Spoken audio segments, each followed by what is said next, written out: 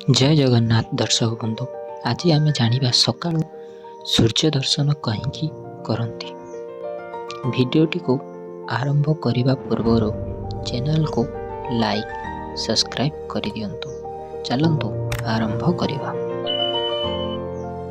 सूर्य होउछंती सकल शक्तिर आधार। समस्त सूर्यास्त पूर्वर उठी नित्यकर्म समापन करी सूर्य दर्शन करिवार विधि रही अछि। ଏହା द्वारा देह उपरे सूर्यंकर नाली किरण पड़ी देहर जीवसार युक्त घ सृष्टि हुए। उदयमान सूर्य को देखिले आखिरे समस्त रोग भल हो जाए एवं दृष्टिशक्ति बढ़ी थाए। मन प्रफुल्ल रहे, काम करने को अधिक समय मिले। तेणु सकाळु उठी सूर्य को दर्शन करवा